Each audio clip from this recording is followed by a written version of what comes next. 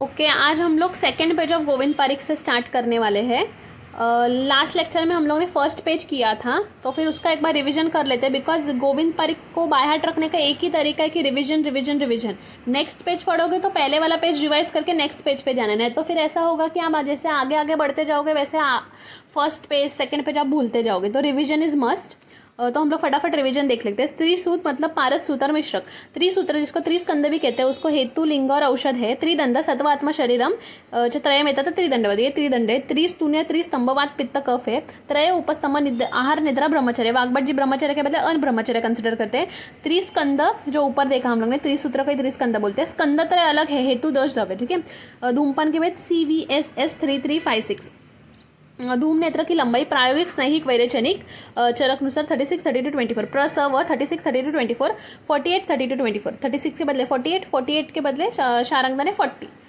शारंगधर के शमन मृदु और तीक्ष्ण है, ठीक है। 40 शमन के। कासग्न और वामक by Charaka is 16 and Sharangdhar कासग्न वामक और व्रणधूपन भी कंसिडर करते हैं। कासग्न में 16, वामक 10 और व्रणधूपन 10, ठीक है। ये सुश्रुत ने व्रणधूपन नेत्र की लंबाई 8 अंगुली मानी है, ये जो व्रण चैप्टर में वर्णन किया गया है। और वाग्भट ने व्रणधूपन नेत्र की लंबाई 10 अंगुली मानी है। प्रायोगिक धूमपान के काल, तो उसके लिए हम इधर देखेंगे। चरक अनुसार प्रायोगिक धूमपान के 8 काल है, वाग्भट अनुसार 8 11 5, सुश्रुत अनुसार 4 5 3। ओके। अभी निद्रा के भेद, चरक ने 6 बताए, सुश्रुत ने 3 बताए, वाग्भट ने 7 बताए। चरक के 6 भेद तमोभव श्लेष्मा समुद्भव मन शरीर संभव आगंतु की व्याधि अनुवर्तन रात्रि स्वभाव प्रभाव। और सुश्रुत के 3 निद्रा के प्रकार कौन से है? TV2 तामसी वैष्णवी और वैकारिकी। बाद में वाग्भट के जो प्रकार है उसने मन और शरीर संभव को अलग अलग कंसिडर किया। ओके। दधी के भेद, सुश्रुत दधी के साथ रहता है, मतलब दधी के 7 भेद है सुश्रुत अनुसार। और भाव प्रकाश 5 बजे दधी खाता है। ओके। सो भाव प्रकाश ने दधी के 5 भेद बताए। अधर्नीय वेग चरक अनुसार 13, वाग्भट अनुसार भी 13/14, ठीक है।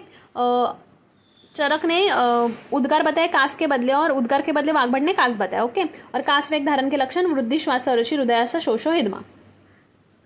हाँ, और ये पेज में तमोभवा पापों का मूल होती है, रात्रि स्वभाव प्रभाव भूतधात्री, वैष्णवी स्वाभाविक निद्रा, तामसी अनवबोधिनी होती है। ओके। आजाद अंजन शला का जिह्वा निर्लेकर एंड दंत प्रक्षालन, इसके लिए 8 10 और 12। ओके। अभी नेक्स्ट स्लाइड में हम लोग जाएंगे। हाँ, नेक्स्ट पेज 2। ओके। अभी स्नेह की प्रविचारना। प्रविचारना मतलब स्नेह के जो 2 प्रकार होते हैं ना, अच्छा स्नेह एंड प्रविचारणा स्नेह। ओके। तो अच्छा स्नेह मतलब क्या, जो लोग स्नेह जो है वो ओनली स्नेह कंज्यूम कर सकते हैं, मतलब घी है तो उसको डायरेक्ट पीना, ठीक है। पर बहुत जनों को ये पसंद नहीं है बिकॉज ऑफ द टेस्ट। अभी हम लोग नॉर्मल घी जो है वो खाने के साथ मिक्स करके वगैरह खाएंगे और डायरेक्ट पिएंगे, तो उसमें टेस्ट का भी डिफरेंस होता है। जिनको घी खाना पसंद नहीं है उनके लिए डिफ़िकल्ट हो जाता है, तो उनको किसी फूड में मिक्स करके देना पड़ता है, या फिर जो बाल वृद्ध वगैरह रहेंगे उनको फूड में मिक्स करके देना पड़ता है स्नेह, ताकि उनका स्नेहन भी हो और उनको टेस्ट भी ना फील हो। और मेन मतलब इशू कब होता है, जब मेडिकेटेड घी वगैरह रहेगा, लाइक पंचतिक्त घृत वगैरह रहेगा, तो वो कड़वा भी रहता है, तो वो अच्छा मतलब डायरेक्टली कंज्यूम करना इज़ डिफ़िकल्ट। तो सारे पेशेंट रेडी नहीं होते, इसलिए स्नेह की प्रविचारणाएं बताई गई है। ओके। सो चरक ने 24 प्रविचारणाएं बताई है, और वो लिस्ट है पूरी 24 की। इधर हम लोग न्यूमेरिकल से डील कर रहे हैं, सो 24 ये न्यूमेरिकल याद रखो। और 64 भी बताएं रसभेद से, उसमें 63 प्लस 1 इज अच्छा स्नेहपन। वाग्भट ने भी 64 बताया, काश्यप ने 20 बताए हैं। अभी मेन मतलब काश्यप का पूछा, तो हम लोग काश्यप संहिता जब पढ़ते हैं तो इतने डिटेल में नहीं पढ़ेंगे, हम लोग काश्यप का बाल रोग वाला पार्ट पढ़ते हैं मोस्टली, तो ये वाला रह जाता है। तो ये न्यूमेरिकल इधर से याद रखना है कि काश्यप ने स्नेह की प्रविचारणा 20 बताई है, अगर क्वेश्चन आया तो। ओके। अभी स्वेदन भेद। स्वेदन बहुत इंपॉर्टेंट टॉपिक है, उसके जो मतलब स्वेदन के प्रकार वगैरह है, या फिर इंडिकेशन कॉन्ट्रा इंडिकेशन, उस पर हर साल मतलब 1-2 क्वेश्चन तो कन्फर्म आता है। इधर जस्ट हम लोग न्यूमेरिकल डेटा देख रहे हैं।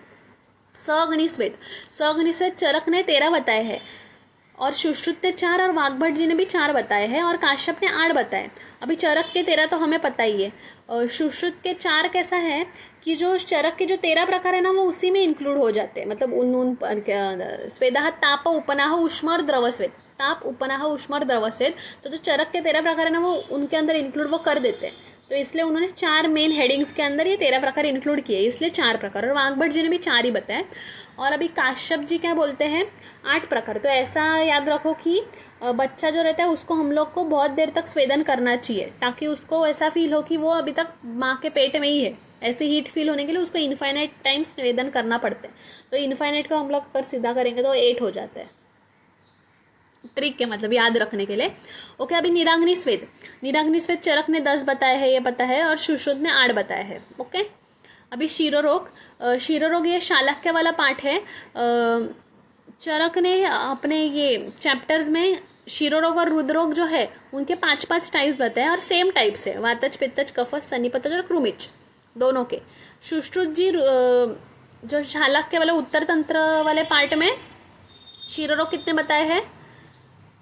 11। ओके, तो उसमें वातज, पित्तज, कफज, सन्निपातज, और अभी क्रूमिज वाला भी उन्होंने इंक्लूड किया है। क्षयज अलग बताया, और ये जो 4 है सूर्यावर्त, अनंतवत, अर्धाभेदक और शंखक, ये तीनों की चिकित्सा मतलब सूर्यावर्त जैसी है। ये तो 4 आप पैर में याद रखो, मतलब सूर्यावर्त, अनंतवत, अर्धाभेदक और शंखक, ये पैर में याद रखो, बिकॉज ये चारों की चिकित्सा ऑलमोस्ट सेम ही है। मतलब सूर्यावर्त की चिकित्सा है तो ये तीनों की भी वही चिकित्सा है, तो मतलब ये चारों की चिकित्सा सेम है, ऐसा कंसिडर कर सकते हैं हम लोग। अभी माधवकार मतलब माधव निदान में 11 बताए हैं, और वाग्भट ने 10 बताए हैं, और 9 कपालगत रोग बताए। कंफ्यूज नहीं होना है, शिरोरोग 10 बताया और कपालगत रोग जो है वो 9 बताए हैं। ठीक है, अभी रुद्रोग। रुद्रोग का क्या सीन है कि सुश्रुत है ना, उन्होंने सन्निपतज वाला नहीं कंसिडर किया, बाकी सेम एज अ चरक।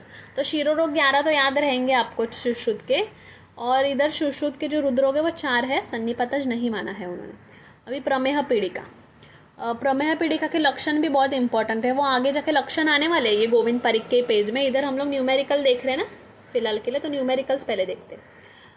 हाँ, अभी ये प्रमेय पीड़िका का कंपैरेटिव। अभी ये प्रमेह पीड़िका का वर्णन किधर आया है? चरक में देखेंगे ना, तो चरक सूत्र 17 है ना, कियंत शिरसी अध्याय, उसमें प्रमेह पीड़िका का वर्णन है। तो उसमें चरक के हमें लॉजिकली पता है, चरक ने 7 प्रमेह पीड़िका बताई है। कौन सी? शराविका, कच्छपिका, जालिनी, सर्षपिका, अलजीविनता, विद्रदी, ये 7 बताइए। अभी सुश्रुत और वाग्भट इन्होंने 10-10 बताई है, तो कौन सी 3 एक्स्ट्रा बताइए? चरक की जो 7 है वो, और मसूरिका, पुत्रिनी और विदारिका। इसे हम लोग ऐसे भी याद रख सकते हैं कि मसूरी में पुत्री को विदा किया। मसूरी एक जगह है शायद से, जगह भी है। मसूरी में पुत्री को विदा किया, मतलब पुत्री को विदा किया मसूरी नाम के जगह में। ठीक है, तो ये 7 प्लस ये 3 ऐसे याद रहेंगे, तो ऐसे भी याद रख सकते हो। अभी काश्यप का 8, तो 8 कैसे हुए? जो चरक के जो 7 है वो बेस पकड़ के एक अरुणशिका एक्स्ट्रा पकड़ा है बस काश्यप ने। इसको हम लोग ऐसे याद रख सकते हैं कि बच्चों में डैंड्रफ बहुत हो जाता है ना, बच्चों का जो स्कैल्प रहता है वो थोड़ा सा वाइट रहता है बॉर्न होने के बाद में, इसलिए बच्चों को बहुत सारा तेल लगाते हैं। ऐसा कुछ भी लॉजिक लगा के याद रखो, या फिर ऐसे ही याद रखो। 7 प्लस अरुणशिका, ऐसे 8 पकड़े हैं। अभी भोज का क्या सीन है? 9 पकड़ा है उसने। अभी इसको हम लोग ना एज अ सुश्रुत का बेस लेके चलेंगे, सुश्रुत और वाग्भट का बेस। तो 9 कैसे बताए हैं? तो एक कम बताया रहेगा उसने, सुश्रुत या वाग्भट ने जो बताया उसमें से एक कम बताया रहेगा, और एक को मतलब जो विनता है वो माना ही नहीं है उसने, विनता माना नहीं है, उसके बदले उन्होंने इंस्टेड ऑफ मसूरिका यूज कुलत्थिका। ओके, मसूरिका के बदले कुलत्थिका माना है। देखो, सिंप्लीफाई करने के लिए भोज ने 9 बताए हैं। अभी 9 कैसे एक कम माना रहेगा, तो कौन सा नहीं माना उन्होंने? विनिता नहीं माना। ठीक है, विनता और भोज का 36 का आंकड़ा है, ऐसे पकड़ सकते हैं कि हाँ विनता और भोज का 36 का आंकड़ा है, उन्होंने नहीं माना। भोज ने विनता को नहीं माना। और मसूरिका जो है, इधर हम लोग ने पढ़ा था ना, मसूरी, पुत्रिनी, विदारिका, इसमें से क्या मसूरिका के बदले दूसरा एक धान्य बता दिया, मतलब मसूर धान्य के बदले कुलत्थ बता दिया, तो मसूरिका के बदले कुलत्थिका, ऐसे याद रखो। और ये जो बाजू में दिए है ना पॉइंट्स, मधुमेह की संप्राप्ति, तो संप्राप्ति की स्टार्टिंग तैरावृत गति वायु हो, ये जो अपस्मार की संप्राप्ति ना, तैरावृतानामृत स्रोत मनसाम, इसमें और इसमें कन्फ्यूजन हो सकता है, तो कभी कभी पूछते हैं, इंपॉर्टेंट है। और अगर हम लोगों ने मधुमेह की उपेक्षा की, ये वाला जो लाइन है, उपेक्षा से जायन्ते पीड़िका सप्तदारुणा, अगर मधुमेह मतलब डायबिटीज़ मेलाइटिस जो टाइप 1 होता है उसकी हमने उपेक्षा की, कंपैरिजन कर नहीं सकते हम लोग डायरेक्टली, बट ठीक है, मधुमेह की उपेक्षा की तो क्या होता है? पीड़िका सप्तदारुणा, जिसको मॉडर्न में हम लोग डायबिटिक कार्बनकल्स बोलते हैं। ये कब होते हैं डायबिटिक कार्बनकल्स? जब जिसके बॉडी में अनकंट्रोल डायबिटीज़ होगा तो उनको बॉडी में कार्बनकल्स देखने मिलते हैं। ये हॉस्पिटल में केसेस दिखने मिलते हैं डायबिटिक कार्बन के, उनका शुगर का रेंज ऑलमोस्ट 400 प्लस ही लेता है। वो लोग ऑलमोस्ट कीटो एसिडोसिस में जाने के वर्ज में रहते हैं। ओके, हाँ, तो जब पीड़िका होती है, इनका स्थान क्या होता है? मांसम अर्बाइन संधि स्थान। क्वेश्चन बन सकता है, इसलिए कंपैरेटिव में भी आया था, इसलिए बता दिया मैंने। ठीक है, हम लोग अभी ज़्यादा टाइम वेस्ट नहीं करते इस पर। प्रमेय पीड़िका के लक्षण आगे वैसे भी आने वाले। हाँ, अभी शोथ के उपद्रव, ये बहुत इंपॉर्टेंट है इस पर ना।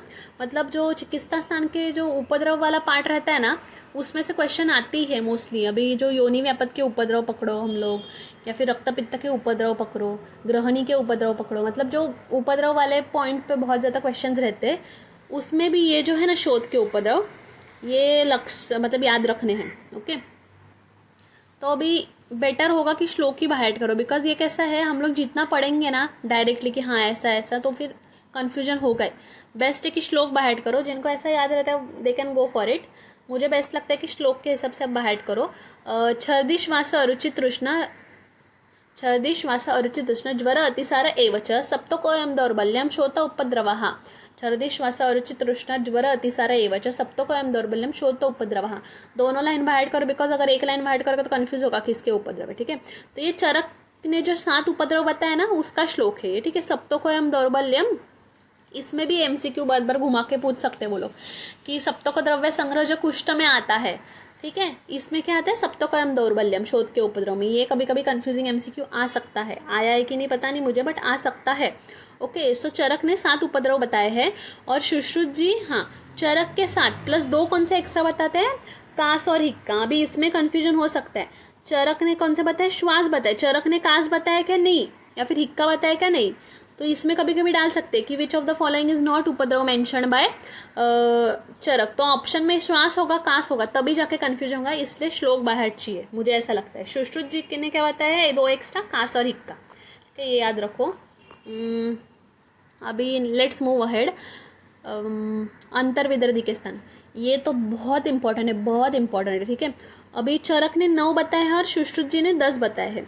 अभी ऐसा याद रखो कि सुश्रुत में जो हमारा अर्श, भगंदर, एनोरेक्टल वाला पार्ट है, सर्जरी में मेन कौन सा? आयुर्वेद का योगदान कौन सा है? एनोरेक्टल की जो सर्जरीज है, वो आयुर्वेद का मेन योगदान है, जो हमारा सार सूत्र है। तो सुश्रुत के लिए गुदा स्पेशल है, मतलब जो एनस है वो स्पेशल है, इसलिए सुश्रुत ने एक अंतर्विदर्धी का स्थान गुदा को भी माना है। चरक वो उसको इतना सिग्निफिकेंट नहीं पकड़ते, इसलिए उन्होंने सुश्रुत जी ने गुदा नहीं माना है। सुश्रुत नहीं, सॉरी, चरक जी ने गुदा नहीं माना है। तो चरक जी के 9 हुए और सुश्रुत जी ने गुदा माना है, इसलिए सुश्रुत ने टोटल 10 कंसिडर किए, गुदा एक्स्ट्रा पकड़ा है। अभी अग्रद्रव्य, हाँ, अंतर्विदृति का स्थान है ना, हमें स्थान भी पढ़ना है, कौन से विदृति का क्या स्थान है, क्या लक्षण मिलेंगे, ये सब पढ़ना है। ये बाद में आगे आएगा गोविंद पारिक के पेजेस में, हम लोग तब देख लेंगे। अभी फिलहाल के लिए संख्या याद रखो, चरक जी ने 9, सुश्रुत जी ने 10। अभी ये अग्रद्रव्य की संख्या इतनी इम्पोर्टेंट नहीं है, पर अभी इधर बोला है तो पढ़ते हैं।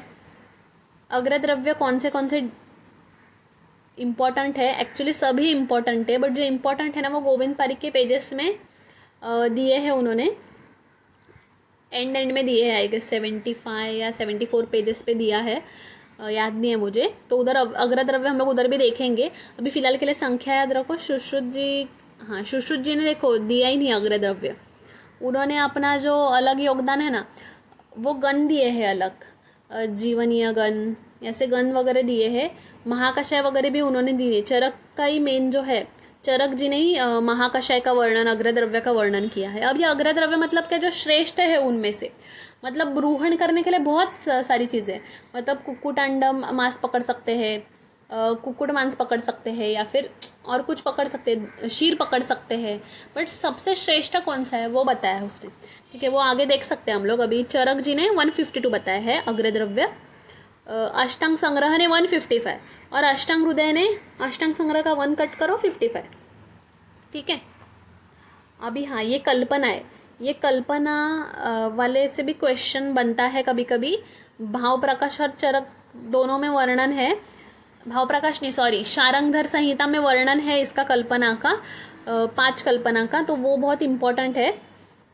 उसके श्लोक में से कभी कभी क्वेश्चन आता है, कितना ऐड करना है वाटर, इसमें से भी क्वेश्चन आता है। अभी फिलहाल इधर चरक ने कौन सी 5 कल्पना बताई है? स्वरस, कल्क, क्वात को श्रुत बोलते हैं, हीम को शीत बोलते हैं और फांड बोलते हैं, ठीक है। श्रुत का पर्याय क्वात है और शीत का पर्याय हीम है, मतलब स्वरस कलक श्रुत शीत फांड, स्वरस कलक श्रुत शीत फांड, ओके। अभी सुश्रुत और काश्यप, इन्होंने अभी क्रोनोलॉजिकल ऐसा याद रख सकते 5 6 7, च सु का चरक सुश्रुत काश्यप 5 6 7, च सु का 5 6 7। तो मैंने कैसे याद रखा था, इसके लिए एक ट्रिक बनाई है। कल्पना चसुका को शीर अभी चाहिए, कल्पना चसुका को शीर अभी चाहिए, मतलब कल्पना, मतलब जो हमारी कल्पनाएं बताए, चसुका चरक सुश्रुत काश्यप, इसका सीक्वेंस याद रखो 5 6 7 को शीर अभी चाहिए। अभी जो हमें बेसिक 5 कल्पना है वो तो याद है, सुश्रुत जी ने कौन सी अलग बताई है, तो शीर को शीर अभी चाहिए, तो सुश्रुत जी ने एक शीर बताई है। और अभी चाहिए तो च से चूर्ण और अभी से अभिशव, अभिशव के अंडर क्या आता है हमारा, आसव और अरिष्ट आते हैं, ओके। अभिशव के अंडर अभी मधु के भेद, ये मधु वाला जो पार्ट है ना हमारा, हनी वाला पार्ट, ये सुश्रुत का इम्पोर्टेंट टॉपिक में से एक है। चरक जी ने भी 4 प्रकार बताए हैं, ब्राह्मर, पौतिक, माक्षिक, शौड्र, और सुश्रुत जी ने डायरेक्ट 8 प्रकार बताए, चरक के 4 प्लस दाल, अर्ध्या, औदलक, छत्र। इसका भी डिटेल डिस्क्रिप्शन आगे गोविंद पारिक के पेजेस में आएगा। अभी फिलहाल के लिए टाइप्स याद रखो, ब्राह्मर, पौतिक, माक्षिक, शौड्र, और चरक ने दाल, अर्ध्या, सुश्रुत ने दाल, अर्ध्या, औदलक, छत्र प्लस चरकोक्त 4, ओके। इधर एक मैंने पॉइंट लिखा था इसलिए पढ़ रही हूँ, मधु कॉन्ट्राइंडिकेटेड है इन सन्निपात ज्वर बाय काश्यप, ये just one liner, as a one liner याद रखो। अभी आहार के भेद ये तो हमें बता ही है, आशित पित्त खादित लित, मतलब जिसको चबा के खाते हैं, जिसको चूस के खाते हैं, ऐसा उसका है, आशित पित्त खादित लित, जिसको पीते हैं। तो चरक ने 4 बताए, भाव प्रकाश ने 6 बताए, शारंगधर ने भी 6 बताए। अभी 2 कौन से एक्स्ट्रा बताए इन्होंने, चरक से 2 कौन से एक्स्ट्रा बताए, तो चुश्चर चर्व्य, ये एक्स्ट्रा बताए। तो इधर ऐसी ट्रिक है कि भाषा चाचा ने 2 एक्स्ट्रा बताए, मतलब भाव प्रकाश और शारंगधर चाचा, मतलब चुश्चर चर्व्य, ये 2 एक्स्ट्रा बताए हैं। और इसमें बाजू में लिखा ही है, इसलिए याद रखो कि उत्तर उत्तर गुरुता, इसका भी क्रम पूछते हैं कि उत्तर उत्तर गुरुता मतलब कौन सा सबसे गुरु है या कौन सा सबसे लघु है, ये ऐसा आ सकता है क्वेश्चंस। तो इसका सीक्वेंस है चुप, लोभी, बच्चे, चुश्च, पेय, लेय, भोज्य, भक्ष्य, चर्व्य।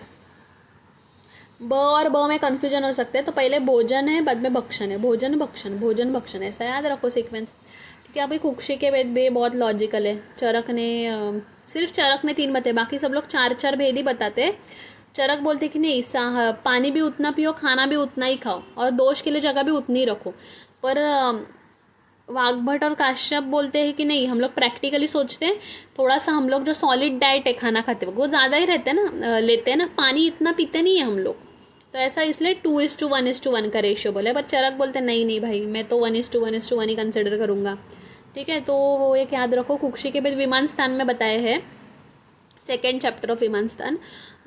हाँ, अभी उदावर्त जो है चरक ने 6 बताए हैं, सुश्रुत ने जो 13 हमारे अवधारणीय वेग है ना, उनको ही उदावर्त में कंसिडर किया, तो सुश्रुत ने 13 + 1 अपत्य निमित्त, ऐसा याद रखो। और काश्यप ने 6 ही बताए, मतलब उदावर्त के ओवरऑल डिफरेंट प्रकार सिर्फ सुश्रुत ने बताया, बाकी सब लोग 6 बोलते हैं, ऐसा याद रख सकते हो।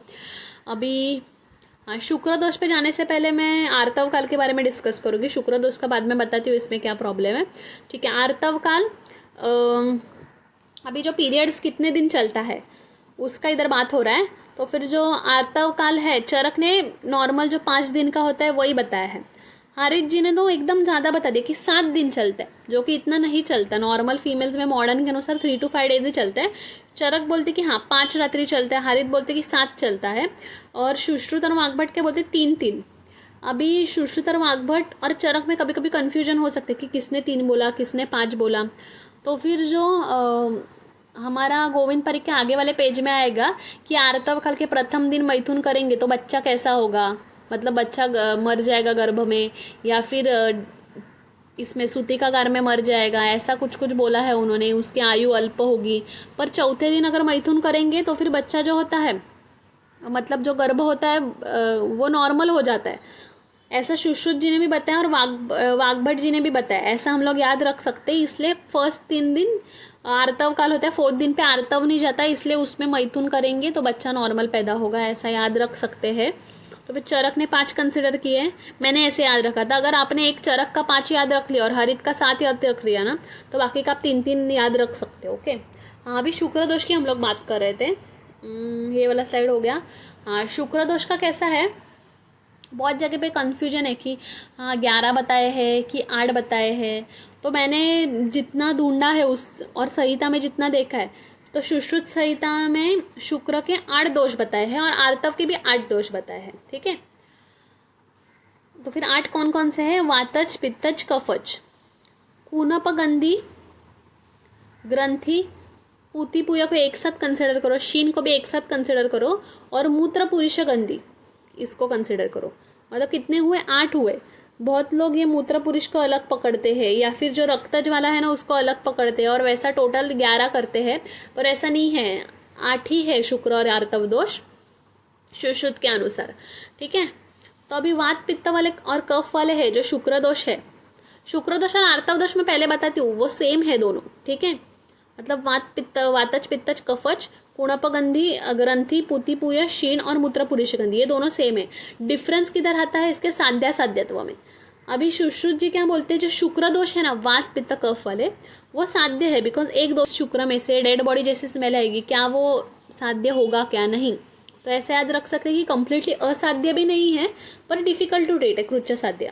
और जो द्विदोषज वाले रहते हैं वो तो कृच्च साध्य है ही, और ये जो मूत्र, पुरुष गंधी है ये त्रिदोषज है, तो ये असाध्य है। ओके, आप भी सोचो ना कि शुक्र अगर रहेगा, वो अगर मूत्र, पुरुष गंधी होगा, मतलब उसमें से उसके साथ मूत्र और पुरुष भी आ रहा है, मतलब ये तो असाध्य कंडीशन हुई। ठीक है, तो इसलिए उसको असाध्य पकड़ते हैं हम लोग। और द्विदोषज वाला है जो कृच्च साध्य है, और कूणपगंधी वाला भी कृच्च साध्य है। और इनके दोष भी पूछते हैं कि ग्रंथि में कौन सा दोष है, तो वातज, कफज, पूती, पूय में कौन सा है, पित्तज, कफज, और शीण में कौन सा है, वातज, पित्तज। मैंने इसको कैसे याद रखा था कि शीण मतलब कम होना, कफ अभी इतना बल्कि रहता है, वो कभी कम हो सकता है क्या? नहीं, इसलिए वात और पित्त ही कम होता है, ऐसा याद रखा था कि शीण मतलब कम एकदम।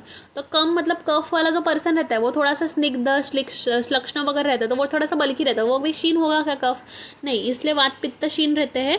और पूती, पूया मतलब किसी से भी फाउल स्मेल आता है तो उसमें ऑफकोर्स फाउल स्मेल के लिए क्या रिस्पॉन्सिबल रहता है? पित्त रिस्पॉन्सिबल रहता है। और कफ तो रहेगा ही, बिकॉज वात शीन वाले में कफ नहीं आया, तो कफ तो कंपलसरी रहेगा। तो पूती, पूया, पित्त, कफ, और जो बचा हुआ है ग्रंथि वो वात, कफ रहेगा। ठीक है, अभी आर्तव दोष वाला, जो आर्तव देश का साध्य तो एकदम सॉल्टेड है कि जो एक दोषज है ना, मतलब वातज, पित्तज, कफज, वो साध्य है, बाकी सारे आर्तव दोष असाध्य कंसिडर किए। ओके, ठीक है, थैंक यू।